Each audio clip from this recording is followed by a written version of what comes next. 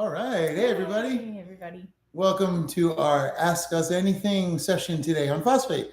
We're very excited to talk about the behind the scenes of the movie and how the movie came to be and some other. Now, we just had one of these on Facebook. So if you were able to join us there, glad to see you on here. And if you're just joining us now, awesome to have you with us. And did want to remind everybody that the movie, this kind of looks like a picture, didn't it? Whatever. Yes. Picture for this. So we do still have it on DVD. It's free on Tubi, but so if you go to Tubi, you can see this poster. Check it out. Watch the movie. Share it with your friends. If you want to help us, then you can buy the movie, which helps us. But we prefer that you watch it for free and just tell the story and get the story told and start asking questions and talking to people about it. It's important, that everybody knows what's in their water. We have so many things going on in Florida and actually all over the US, where things are put into our water supplies that we don't really know what it is or where it came from. But it's there, and we know that because of water testing. And that's why it's so important to know what's in your water and get it tested, especially if you're on a well, because there is no official testing for you to know what's in your water unless you do it yourself. So, yeah. And I think a lot of wells have to be tested every year or every other year for counties. But people get too complacent with that. Just because your well was good then doesn't mean it is. I have a family member that just has a property out in Iowa area. And because of all the farming around, all the water is ruined. So he has to get these salt tablets to try to fix the water. But it's amazing because anybody that lives around this type of environment needs to take extra caution. You can't totally reverse osmosis out radiation. So best thing is to try your best not to have it in your body or have it in your system. Now, that's a little bit easier said than done because a lot of people are doomed to have to suffer these effects based on where they live in their zip codes. And that is a crime right away that really needs to be fixed. So. Absolutely.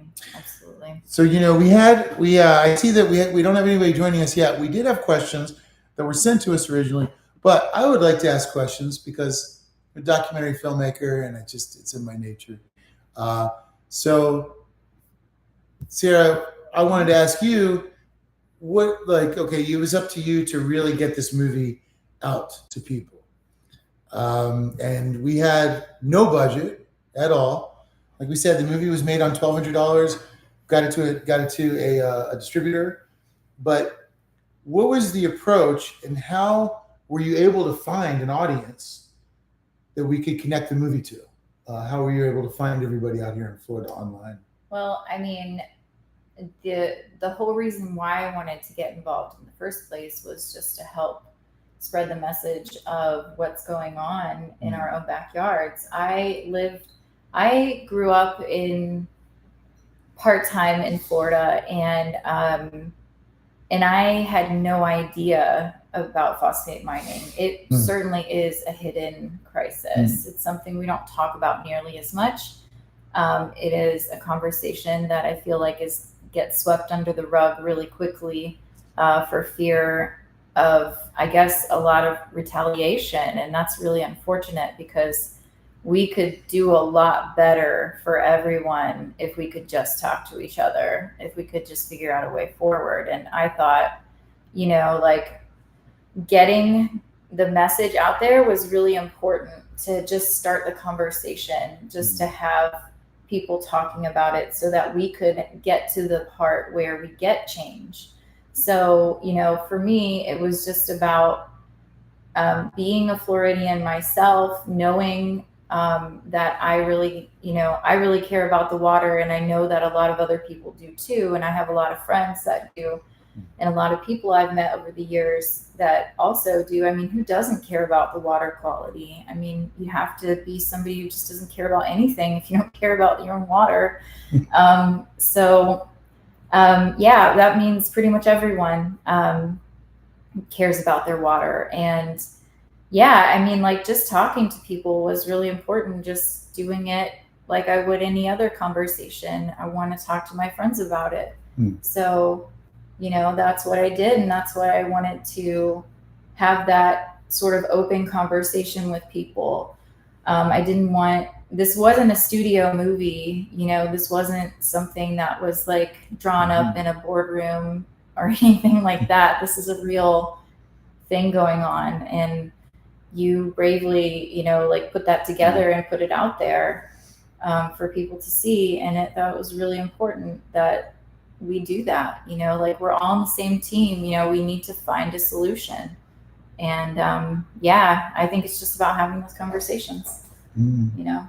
That's it. That's good because we're still having them. Yeah. It's nice. Like we're still having screenings, we're still having Q&As, panel discussions. We just had a panel discussion recently with author Craig Pittman.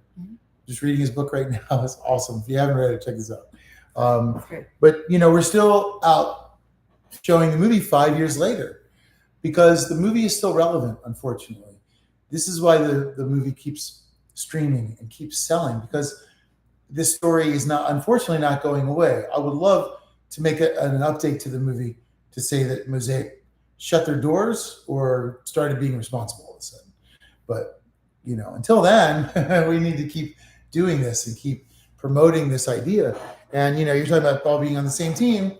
I was curious if anybody knows the significance behind 67. Because that's my team jersey right now. So I'm just curious if anyone knows. But, that's why we also want to continue to do library screenings.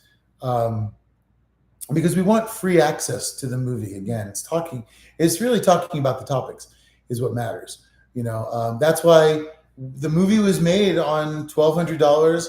I couch surfed and, had security following me. The whole thing was a really big challenge to make the movie. And I was on an oral type of chemo at the time. So, getting the movie made was one thing, but getting the movie out was another thing. So I ended up being able to find a deal with Cinema Libre Studio, and they had put out some of my favorite movies growing up, some of my favorite documentaries. So I thought this is the perfect home because they'll stand up behind the movie, and they did. And one story many people don't know is right after the movie came out, Mosaic contacted the studio. They would never speak to me directly. I don't know what on their legal team.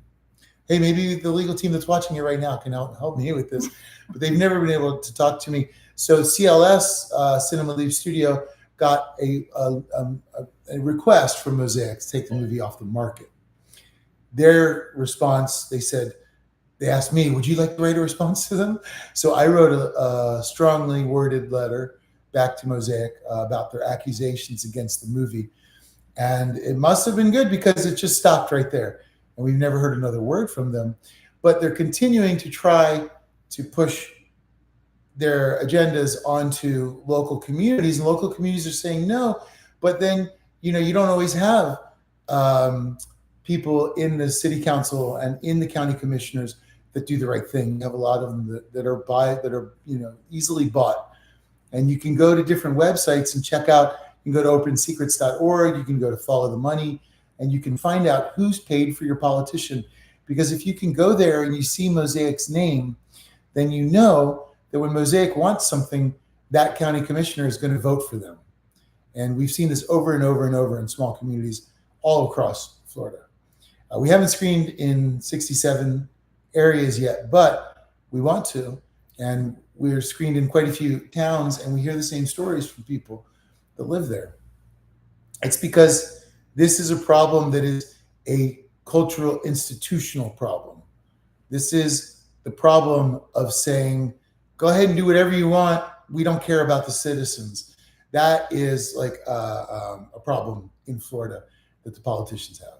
So we're not very big on politics. The only politics we care about is clean water. And all we know is everybody in charge right now is doing a terrible job.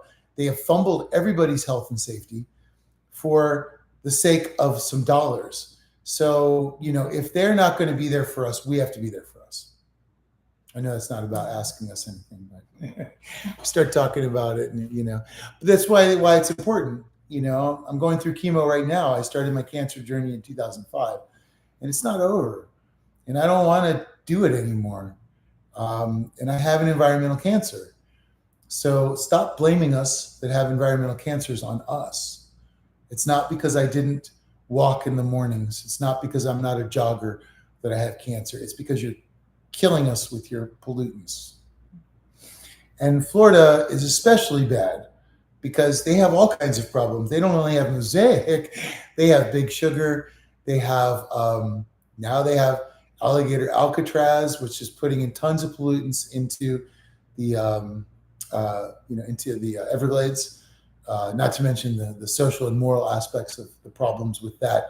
But just looking at it from a PFAS perspective, they are slowly killing all the nature in order to make some dollars. And that's what the movie was about. Once I started, the first place we went was Johnson's Creek in the movie. And I went with Molly, and I saw that crazy foam, the nitrate foam, that is sometimes from plants, dead animals, deciduous. It's not always from mosaic. But what we found is that particular type of foam and the way it was built and layered was chemical pollutants. So once you start to see chemical pollutants sitting in a river, it changes your perspective on places. Now, you've been in Florida all your life. What changes have you seen in the water quality, and do you think we can save it? Well, I've seen, there are a lot of problems that I've seen for a long time. So, these problems have been long standing. I know, though, a lot of people who have told me stories about growing up here who are older than me and retired, and they remember being in a pristine environment in Florida. And that was the draw, that was the reason why. And it's so wild, and it's, that's what people love about Florida.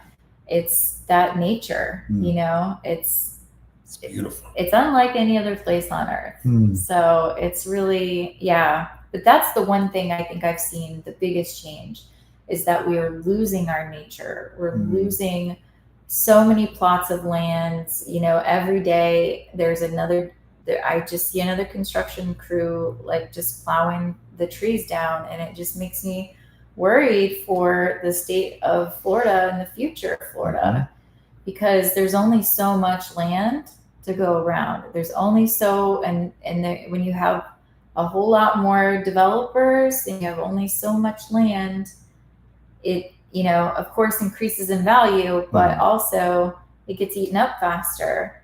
So, that's something that I see a lot of environmental degradation, and along with that comes the water. So the water quality is definitely degraded over time. Just seeing all of the cases of Vibrio around, all of the red tide beach closures, all of the dead fish. I mean, how many fish kills do we need to see until we do something? It just seems like we keep repeating and suffering the same events over and over and over again, and it's only a matter of time before everyone says, hey, we don't have to do that, we can do something else instead. Get that clean water back. Yeah, right. We need it. We really need it. Everything I've seen in Florida has been beautiful, except for where mosaic poisons things. Look, we've had impact against mosaic with the movie. We've seen changes based on mosaic watching the movie. For example, they put up guard booths. They still won't put up signs telling people, warning, radioactive, do not enter. But they put up guard posts to the areas that we went and checked out. So that is a really welcome change, because that's something that the residents were advocating for, were warning signs. But Mosaic wants to operate underneath the cover. So, they don't want you to know that it's radioactive. They just want you to think you're looking at agricultural land. They don't want you to question anything. They're very deceitful that way. So, that's one thing that they do is try to trick everybody.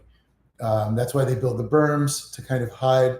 So, you have your road, then you have your berms, and then you have your construction or your mining area. So the average resident driving by just sees a berm.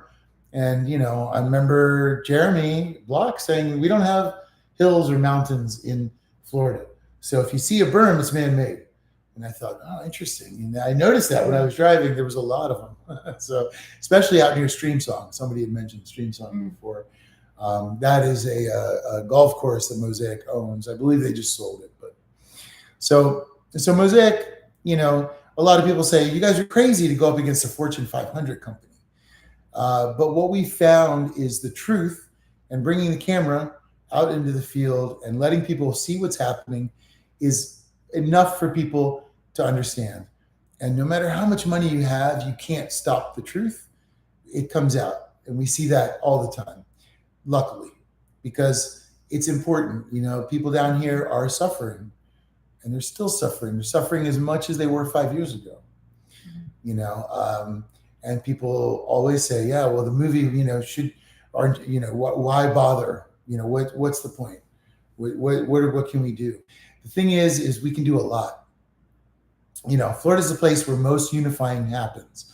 So, it'd be really cool to see them go back to the days of marches and protests and speaking up. It seems to me that right now we're in a time where that doesn't really happen.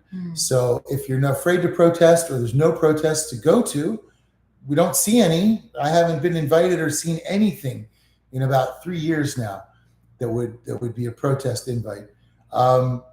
Maybe we need to have one. Maybe we should make one. Let us know in the comments if you guys would be interested in coming to a protest that we have against Mosaic. Right now is the time where we should all get together and start speaking up again.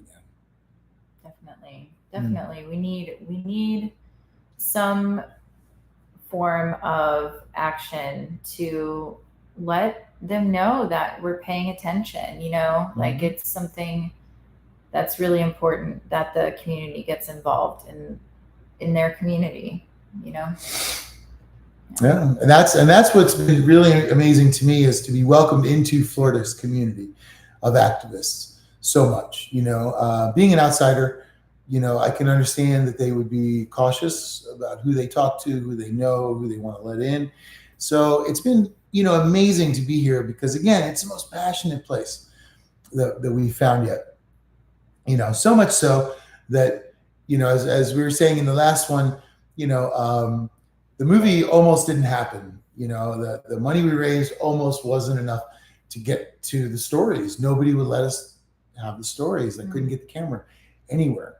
So the movie was almost done, but Florida 67 group revived it. All the activists you see in the movie came from that group.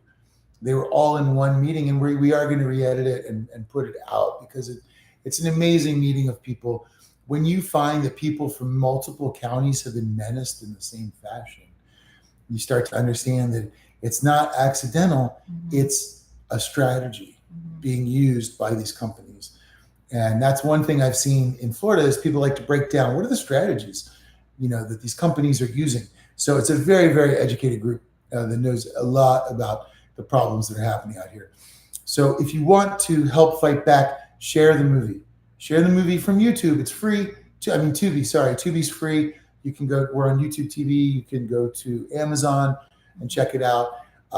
It's the first in a few movies that we're doing on cancer, environmental cancer. And we have another one coming out soon on Cancer Alley, which is attached to the movie that we have here, because Mosaic shows up again.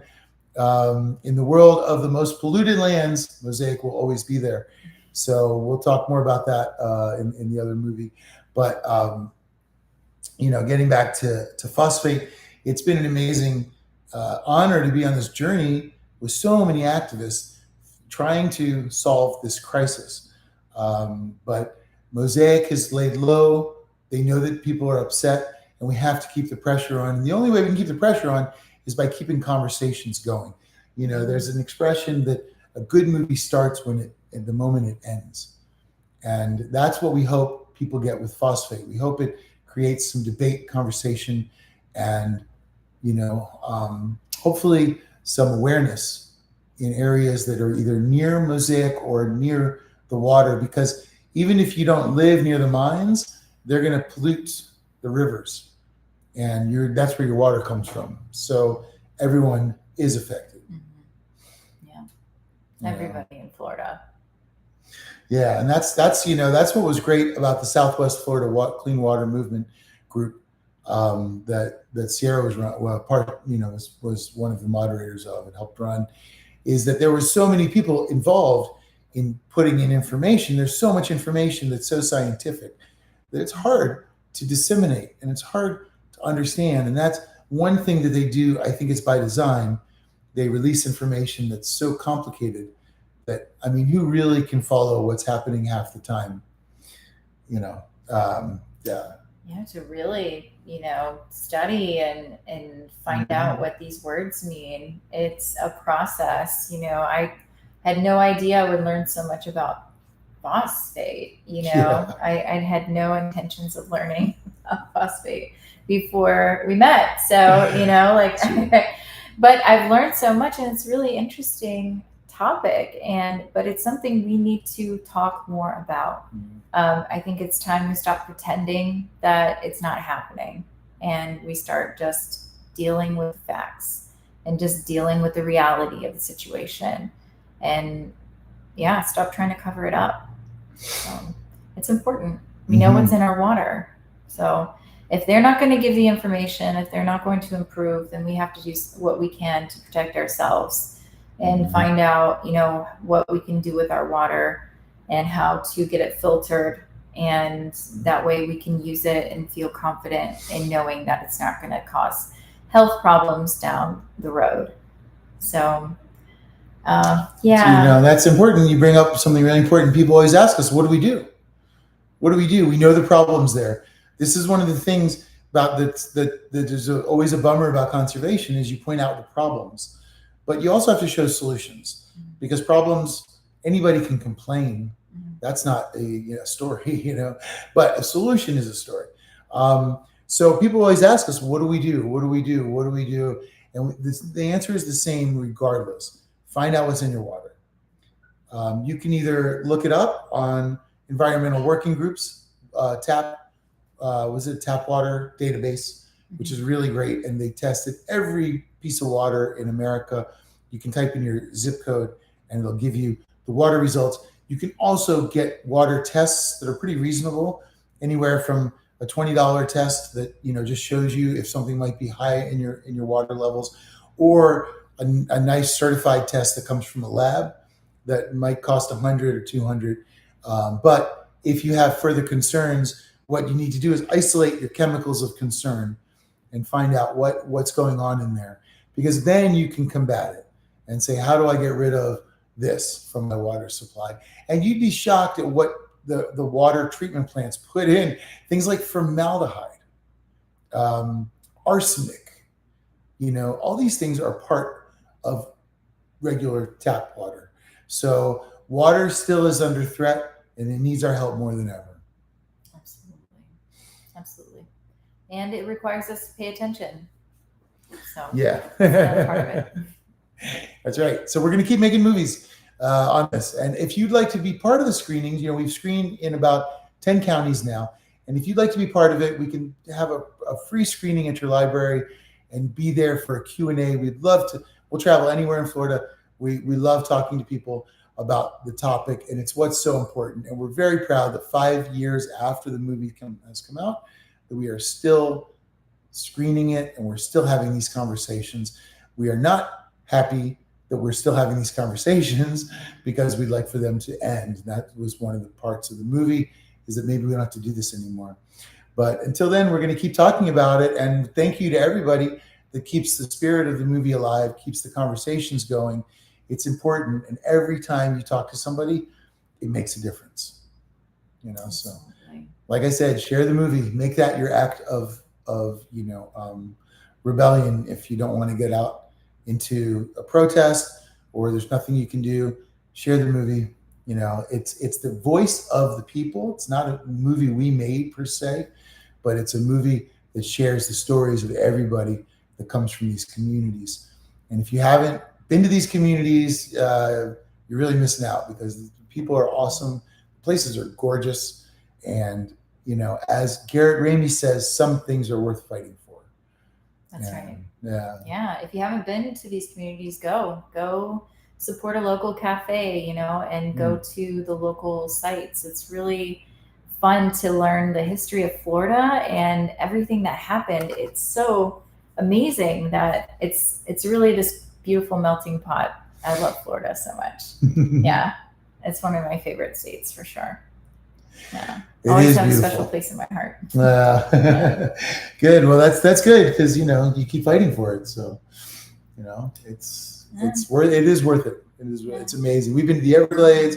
We've been able to see the springs. We've been out in the bay, the Gulf. Been on the Atlantic side, diving in Key Largo. Haven't been much past there yet, but we want to go dive a little further and check out some coral stories. So, and coral restoration stories coming up. Yes, that'll be coming soon after cancer, after my port comes back out. Because until then, we are just a family that's fighting cancer and trying to stop more people from getting a port and going into chemo and going through what I've gone through. Now, I know I've got a great bald head, but not everybody wants one. So, you know, we need to limit what's happening out there. Absolutely. Absolutely. All right. Well, everybody, thanks for joining us on the Ask Us Anything, and we really appreciate it. If you have more questions, please leave them in the comments section, and we will continue now on our Instagram to continue taking questions, talking to everybody, and trying to tell more of the stories behind the story. Yes, we'll see you over there. And if you didn't get a chance, we did a live on Facebook, so you can check that one out as well. So until next time, see you then. Thanks for joining. Talk to you soon.